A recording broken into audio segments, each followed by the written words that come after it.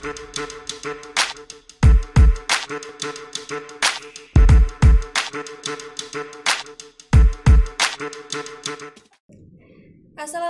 warahmatullahi wabarakatuh. Kembali lagi di program kesayangan Anda, Dikma, Dialog Mahasiswa. Tentunya hanya di KK Media, Media Kampus IAIN Kediri. Oke, sekarang masih bersama saya Samratul Abidah dan juga ditemani oleh narasumber kita hari ini udah datang dari salah satu mahasiswa IAIN Kediri sendiri ya, yang cukup berprestasi. Kenalin, Kak Ubaidillah. Halo, Apa kabar hari ini? Alhamdulillah baik, Kak. Oke, Maaf saya agak nervous soalnya. Iya. Apa santai aja Kak ya. Siap. Oke. Begitu pula yang saya harapkan kepada pemirsa KK Media. Sebelum kita berbincang-bincang lebih lanjut lagi, saya akan memberikan sedikit ulasan dari tema dan narasumber yang akan kita bahas kali ini.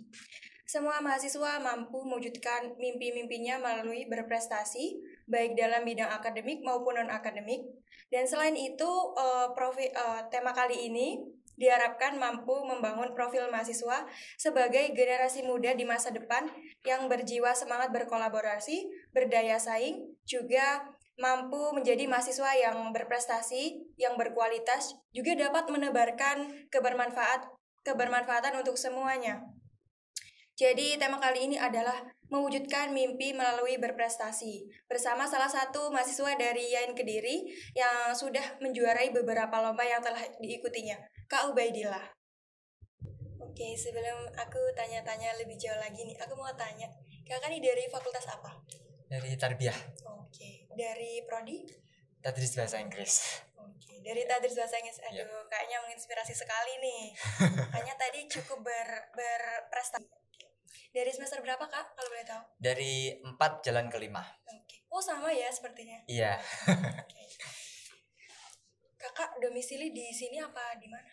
Di sini di Kabupaten Kediri. Oh, aslinya? Aslinya Kabupaten Kediri. Aslinya Kabupaten Kediri. Iya, dari Jember. Lahirnya di Jember, stay-nya di sini. Oke.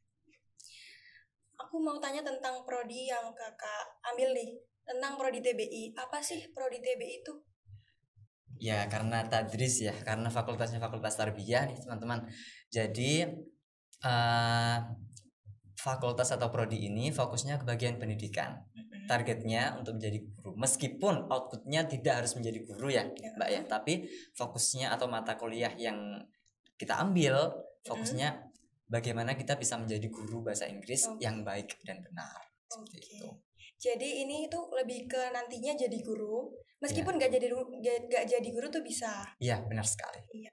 Kalau zaman sekarang tuh menurut saya tuh bisa emang dari prodi apa aja, nantinya kita masuknya nggak sesuai prodi juga bisa Kak. Benar sekali, benar Mbak. Apa nih yang dirasa kesulitan selama menjadi mahasiswa? Kalau waktu awal-awal Mbak ya, beda sama sekarang. Kalau awal-awal kan waktu kita kan mahasiswa online ya, awal-awalnya masih corona gitu ya. Dari mahasiswa waktu online. Waktu masih online kan kita online 2 tahun tuh. Kalau waktu 2 tahun itu masih bisa banyak meluangkan waktu untuk kegiatan nulis, ikut-ikut kegiatan yang lain dan lain sebagainya. Tapi kalau sekarang kan offline, sudah mulai hybrid gitu, online dan offline. Jadi sekarang agak kesulitannya bagaimana saya manage waktu sih agar kuliahnya bisa keangkat tapi juga bisa ikut kegiatan, bisa tetap nulis dan lain sebagainya. Kayak gitu sih mungkin. Jadi pinter-pinter ngatur waktu aja sih ya. Ya, benar meskipun sekali. Online ya. Iya, meskipun online. Oke. Mungkin dari awal Kakak menjadi siswa nih, dari dulu dari SMP, SMA sampai sekarang sudah menjadi mahasiswa. Mungkin apa sih perbedaan yang terdapat di situ? Cukup signifikan ya, maksudnya dalam artian waktu kita siswa, guru itu masih dituntut untuk memberi bimbingan. Tapi kalau kita sudah mahasiswa, kita harus punya self awareness atau sadar diri. Kita itu posisinya di mana dan bisa memposisikan diri sesuai dengan kapasitas kita seperti itu. Jadi harus pintar-pintar memposisikan diri sih kalau yang kita jadi mahasiswa sekarang. Jadi dari segi lain mungkin? Kalau dari segi akademis juga itu sudah beda banget. Kalau yang waktu kita SMA, orang-orang itu cenderung memandang kita masih anak bawang, anak kemarin sore. Tapi kalau kita sudah mahasiswa, kita bisa lebih dianggap serius oleh orang-orang yang dalam tanda kutip lebih tinggi dari kita, mungkin pejabat dan lain sebagainya. Seperti itu. Jadi bedanya nih kalau siswa dulu tuh lebih ke anak bawang, kalau sekarang udah dianggap ke lebih yang ke serius gitu. Iya. Ya itu perspektif orang-orang seperti itu. Meskipun ya banyak anak siswa SMA yang jenius, yang pinter banget dan bahkan mungkin melebihi apa nggih intelektualitas kita sebagai mahasiswa, tapi karena status mereka masih SMA, mereka dipandang masih kamu tuh masih SMA tahu apa sih kayak gitu biasanya. Tapi sebenarnya mereka tuh udah hebat nggak sih? Iya benar sekali. Dari segi keuangan, bener nggak sih Kak? Kalau mahasiswa kan lebih ke mandiri, hidup jauh dari orang tua, banyak kan anak rantau di sini. Benar. Iya. Saya pun meskipun meskipun domisili di rumah itu tetap harus punya semacam output dan inputnya. Misal bulan ini ada segini buat apa. Jadi biar nggak tahu-tahu udah habis gini, buat apa aja habisnya ini. Nah kayak gitu. Oke, jadi kita harus pintar-pintar mandiri, terus ngatur uang juga. Pokoknya dari ngatur waktu, ngatur uang gitu ya. Iya kayak gitu. Sebenarnya banyak sih Mbak spektrum yang bisa dijelajahi dalam hal siswa SMA dan mahasiswa, tapi yang paling mencolok bagi kula ya itu bagi saya yang dari sisi akademis sama sisi self awareness-nya mahasiswa itu. Kayak penting banget gitu ya. Iya, penting sekali bagi mahasiswa. Kayak dari siswa sekarang sampai menjadi mahasiswa, apakah ada kayak pengalaman yang cukup menyenangkan atau mengesankan gitu? Banyak banget ya. Boleh kok diceritain, boleh banget. Yang waktu siswa atau mahasiswa nih? Boleh dari siswa dulu mungkin. Dari siswa, oke. Kalau dari siswa saya itu cukup unik historisnya Kak ya. Saya dari Kediri, MTS itu bukan pindah sih, melanjutkan ke Mamba Solihin Pondok Suci di Gresik. Jadi setelah dari pondok pesantren ya. Iya. Setelah itu 3 tahun dari sana, sebenarnya ada maksud pengen melanjutkan ke MA di sana. Jadi pengennya MTS, MA di Gresik, setelah itu pengabdian, seterusnya gitu. Tapi ternyata orang tua menghendaki pindah tuh ke Mamba Solihin 2 Blitar yang lebih dekat. Jadi itu semacam cabangnya. Mamba Solihin pusat itu ada beberapa cabang, sampai sekarang kalau nggak salah ada 10 cabang. Jadi sudah cukup banyak. Nah itu saya SMA-nya di Mamba Solihin Blitar. Nah kalau yang waktu di MTS itu yang paling mengesankan waktu ikut lomba nyanyi. Kalau lomba speech atau storytelling itu kan ya alhamdulillah cukup sering lah yang waktu itu. Tapi kalau yang waktu lomba nyanyi itu masih sekali waktu MTS itu. Dan yang saya nyanyikan waktu itu kan ada satu lagu wajib, lagu religius sama lagu pop. Nah, yang lagu religius saya pilih lagunya Maher Zain yang Freedom, terus yang yang pop. Mbaknya tahu Taylor Swift nggak? Taylor Swift. Nah, yang itu saya pilih lagunya salah satu itu. Hasilnya nggak juara sih, tapi mengesankan banget. Itu saya satu-satunya peserta putra yang dari Pondok Mamba Solihin. Lainnya fun semua. Ya jadi alhamdulillah dapat kenalan santri putri juga. Tapi menurut saya udah hebat banget sih. Mau jadi nanti kan juga jadi pengalaman gitu ya. Iya, jadi pengalaman. Bisa jadi cerita kayak gini. Kalau udah jadi mahasiswa nih apa? Kalau jadi mahasiswa masih baru-baru ini. Tahun lalu kemarin Oktober, alhamdulillah diamanai menjadi Duta Santri Nasional tahun 2021 kemarin waktu Hari Santri Nasional. Kayak gitu sih, itu yang sampai ya sejauh ini berkesan banget sampai saya, dan punya semacam efek kupu-kupu, butterfly effect ke saya sampai sekarang. Jadi bertindih-tindih dari Duta Santri Nasional itu jadi punya program, punya banyak temen, punya semacam acara-acara dan lain sebagainya. Karena Duta Santri Nasional. Menarik sekali ya dari cerita-cerita Kak Ubaidillah ini. Aku mau tanya tentang beberapa karya dan prestasi yang udah Kakak capai. Boleh nih diceritain dong buat saya kamu. Oke, ini karena diminta lah ya, karena bukan bermaksud pamer. Siapa tahu mahasiswa tuh pada termotivasi gitu loh. Oke. Kalau dari karya, alhamdulillah sejak MTS kalau nggak salah, cerpen pertama itu dimuat di majalah Pondok.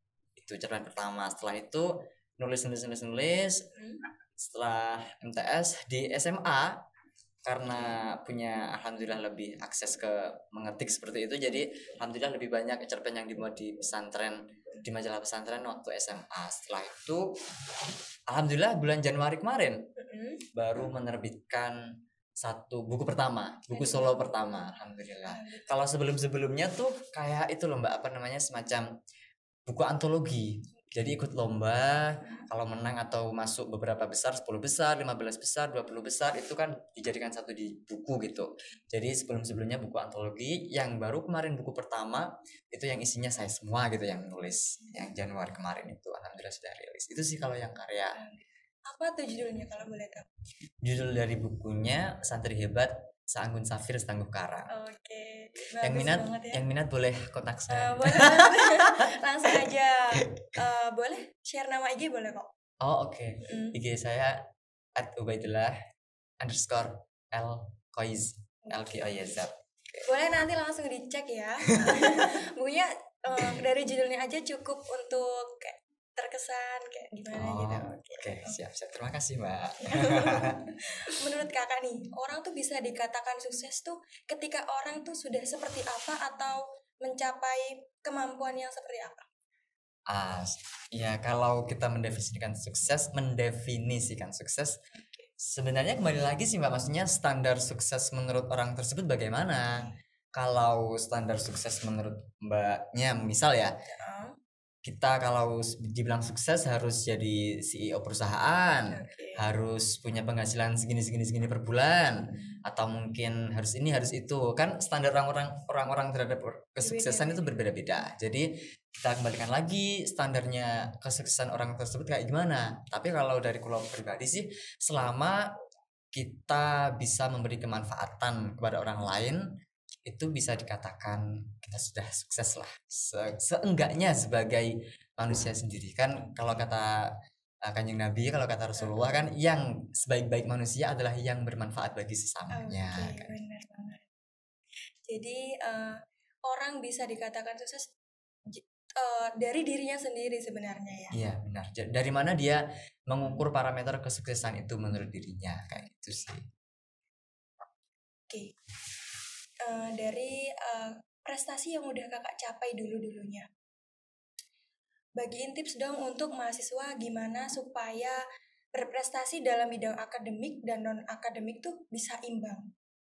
Oke, ini agak tricky ya questionnya, maksudnya soalnya kebanyakan belakangan itu looking back, saya pribadi kebanyakan di bidang non akademik, jadi semacam menulis fiksi, menulis esai, artikel, atau pidato, storytelling, dan ya semacam penampilan seperti itu. Tapi kalau dalam bidang akademik, saya pun sampai sekarang masih belajar Mbak. Jadi semacam membuat artikel ilmiah atau esai yang berbau saintifik dan lain sebagainya, itu pun butuh proses banget. Karena kan dari awal saya itu basicnya semacam di kepenulisan kreatif, fiksi. Jadi untuk mengconvert dari fiksi ke ilmiah ini butuh riset, butuh persiapan, butuh dan lain sebagainya lah, banyak lah yang perlu dipersiapkan. Jadi kalau bisa satu tips sih, banyak membaca sih kalau boleh memberi saran ya. Sekarang pun saya juga masih berusaha biar bisa membagi waktu antara mau menekuni di bidang akademik, jadi kayak gini persiapannya. Kalau yang non akademik kayak gini persiapannya. Jadi ada semacam perbedaan measurement atau perbedaan pendekatan gitu. Kalau kita mau capai yang akademik seperti ini, yang non akademik seperti ini, kayak gitu sih Mbak. Jadi kita harus menempatkan waktu pada waktu yang kayak misalnya kalau kita lagi belajar nih di bidang akademik, ya udah kita fokus ke bidang akademik itu. Benar sekali. Jadi karena kan dalam kita semua sebenarnya punya slot waktu yang sama lah. Kita semua punya 24 jam. Tinggal bagaimana kita mempergunakan 24 jam itu. Ya, benar banget. Dengan semaksimal mungkin, kayak gitu kan. Untuk selanjutnya, gimana sih cara kakak membagi waktu dari bisa berprestasi jadi mahasiswa yang aktif, cara bermain juga bersosialisasi? Sebenarnya saya tuh pendiam loh. Introvert gitu ya? Introvert. Enggak ya, bisa dikatakan itu kembali lagi ke diri kita rencana, bagaimana kita bisa merencanakan Kalau dari saya pribadi nih, semacam 1 bulan sebelum, misalkan sekarang bulan Agustus ya, bulan September mungkin akhir bulan Agustus sudah ada semacam angan-angan bulan September, minggu pertama ngapain, minggu kedua ngapain, ketiga, keempat, atau kalau enggak semacam rencana kayak gitu per minggu, bisa buat target lah bulan September itu mau ngapain aja, mau nulis misalnya, kalau mau nulis cerpen atau mau nulis artikel, judulnya apa, atau mau ceritanya tentang apa dan lain sebagainya. Jadi ada semacam target yang disusun, dan targetnya itu tidak muluk-muluk, yang kecil aja, yang penting bisa terlaksana kayak gitu. Jadi kalau sudah terlaksana baru ke target berikutnya kayak gitu sih. Penuh dengan planning ya. Iya. Meskipun kebanyakan waktu saya planning pun ada beberapa yang akhirnya tidak terlaksana, Kak. Kalau kita planning saja loh belum tentu terlaksana, apalagi kalau tidak di planning. Kayak gitu sih kalau dari saya pribadi. Benar banget, karena semuanya tuh lebih baik kita planning, nanti jalan gak jalan ya kita ikutin aja. Pokoknya kita jalanin aja gitu. Iya, benar. Oke, cara kakak untuk mengatasi kelemahan dan kekurangan kakak ketika mau mencapai impian? Kalau iya, itu kembali lagi ke yang saya katakan tadi tentang self awareness. Jadi kalau kita sudah sadar tentang diri kita tahu SWOT lah, tahu apa nih? Strength, apalagi itu? SWOT. Weakness, opportunity, sama threat. Jadi kita tahu kelebihan, tahu kelemahan, dan lain sebagainya itu, dan seterusnya itu. Jadi kalau kita sudah tahu apa kelemahan kita bisa mengantisipasi apa yang bisa kita lakukan untuk mengatasi kelemahan tersebut. Misal kalau saya pribadi, saya tergoda itu apa nih? Suka tergoda kalau ada saya suka nonton. Jadi kalau ada drakor atau mungkin series Netflix terbaru terus kelihatannya di trailernya asik, itu biasanya plan-plan yang di bulan itu agak goyah gitu. Soalnya karena itu contoh. Jadi harus bener-bener oke, 1 episode dulu hari ini. Setelah itu get back to work kayak gitu. Jadi harus bener-bener strict ke diri kita sendiri, ketat ke diri kita sendiri sih kalau saya. Itu kalau cara saya mengatasi kelemahan sih.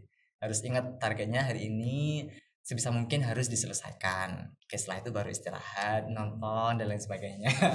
Bisa lah ya dicontoh kalau kita mau istirahat ya udah kerjain dulu kewajibannya. Iya, benar sekali, Kak. Nah, apa sih yang membuat kakak terus maju kayak mencapai impian walau banyak banget rintangan dan halangannya? Ya, yang pertama pasti mungkin orang tua sih, Kak. Soalnya kan alhamdulillah saya masih punya ibu dan bapak yang perlu saya banggakan. Yang kedua ya diri saya sendiri, karena kalau bukan dari sekarang mumpung masih muda juga, kapan lagi gitu. Kalau kalau dari saya yang tahu tuh pepatah Arab, dari muda itu kalau kita masih belajar sesuatu itu ibarat mengukir di atas batu. Ini kalau nggak salah di kitab Ta'limut Ta'lim, kalau nggak salah loh ya. Kalau nggak salah, waktu muda itu bagaikan kalau kita menggali atau mempelajari sesuatu yang baru, itu ibarat mengukir di atas batu. Jadi bakal bertahan lama banget sampai tua. Tapi kalau kita sudah tua dan kita belajar sesuatu yang baru, itu kayak mengukir di atas air. Jadi beberapa detik kemudian atau beberapa menit itu sudah hilang gitu. Kayak gitu. Jadi mumpung masih muda sih. Mumpung masih muda juga dan pikir-pikir orang tua lah ya. Pengen banggain juga. Oke. Mungkin Kak Ubaidillah bisa menyampaikan tips agar mahasiswa tuh bisa termotivasi, tetap semangat belajar dan juga tetap semangat aktivitasnya. Oke. Kalau boleh saya kasih satu tips nih, Mbak ya. Ada suatu quote lah dalam bahasa Inggris. There is the first time for everything. Ada waktu pertama kali untuk semuanya. Jadi dan kebanyakan waktu pertama kali itu tidak berjalan dengan baik. Misal nih, saya kasih contoh ya. Misal kita mau belajar nulis, tulisan pertama kita bisa dipastikan pasti jelek.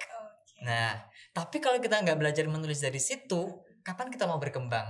Nah, jadi nggak masalah meskipun awal perjalanan kita itu buruk gitu, masa dalam tanda kutip, bukan buruk yang benar-benar buruk sih, dalam tanda kutip masih kasar lah. Nah, tapi selama kita mau berusaha memperbaiki, evaluasi dan lain sebagainya, nah kita pasti akan menjadi lebih baik ke depannya. Jadi kalau satu tips yang mau saya sampaikan, mulai aja dulu. Sama kayak apa sih, Tokopedia atau apa itu, dimulai saja dulu nggak apa-apa, meskipun mungkin belum punya skillnya, mungkin belum begitu punya kapasitas dalam hal tersebut. Kalau mau belajar sinematografi atau mau menulis kreatif, dimulai saja dulu nggak apa-apa meskipun belum bisa. Nah, nanti belajar bisa sambil jalan seperti itu. Kayak gitu. Terima kasih atas pesannya dan terima kasih telah menyempatkan waktunya untuk hadir menjadi narasumber pada hari ini. Oke, terima kasih juga sudah mengundang saya. Oke. Saya akan memberikan kesimpulan dari tema dan narasumber yang akan kita bahas kali ini. Sebenarnya semua mahasiswa kan mampu menjadi mahasiswa yang berprestasi dan juga membagi waktu untuk semuanya. Itu tergantung motivasi dari dirinya sendiri. Mampukah dia atau bisakah dia membangun motivasi dari dirinya sendiri dan membagi waktu agar bisa menjadi mahasiswa berprestasi, aktif, dan juga bersosialisasi. Saya, Samrotul Abidah, beserta kru pamit undur diri. Tetap saksikan Dikma, Dialog Mahasiswa, hanya di KK Media, Media Kampus, IAIN, Kediri. Wassalamualaikum warahmatullahi wabarakatuh.